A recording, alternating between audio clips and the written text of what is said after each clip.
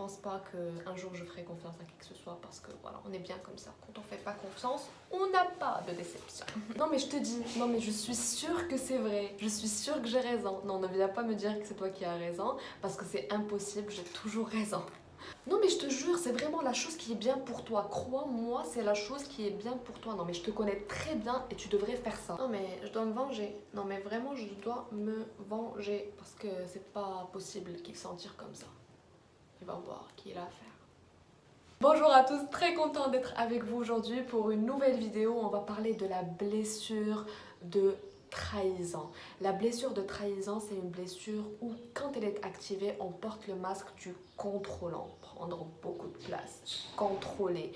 Et ça, c'est une blessure, voilà, selon l'ordre de nos blessures émotionnelles, mais souvent, ce sont les 3 premières blessures qui affecte le plus notre vie.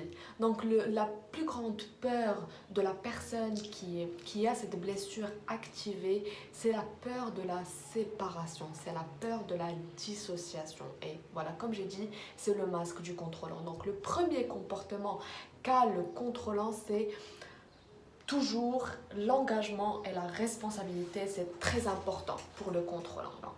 Moi, je suis responsable, je suis engagée et voilà, fuir ses responsabilités, se désengager peut être impossible pour la personne contrôlante parce que voilà, c'est comme quelque chose qui va prouver qu'il n'est pas à la hauteur ou quoi que ce soit. Même si des fois on a le droit de se désengager quand on peut se rendre compte que c'est pas bon pour nous, mais la blessure, la personne qui porte cette blessure de trahison en premier a vraiment du mal à se désengager et à se déresponsabiliser.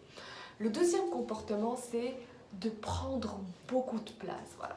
Souvent, cette personne qui a la blessure de trahison en premier ou quand elle est suractivée surtout, elle prend beaucoup de place dans un groupe. On la voit vraiment de loin. Elle parle très fort. On peut la voir voilà, de très loin. Donc c'est une personne qui prend beaucoup de place. C'est une personne qui contrôle. Elle contrôle non seulement elle-même, mais elle contrôle les autres. Elle peut avec elle-même contrôler ses émotions, contrôler ses comportements, voilà, contrôler n'importe quel fait et geste qu'elle fait, mais aussi avec les autres, contrôler les autres, voilà, croire qu'elle connaît le besoin des autres plus que les autres connaissent leurs besoins. Donc ensuite, il y a ce comportement où il n'y a pas de confiance, il y a une grande méfiance.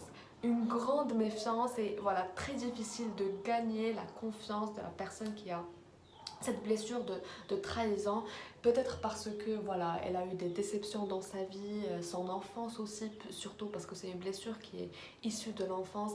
Donc avoir du mal à faire confiance, mais voilà, d'une façon extrême. Il y a aussi la rancune, voilà, la personne qui a cette blessure activée est très rancunière, voilà, peut chercher à se venger à tout prix.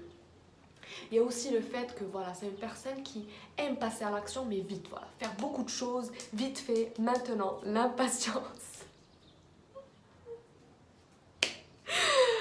Pourquoi je sais pas pourquoi je rigole. Ça me rappelle quelqu'un.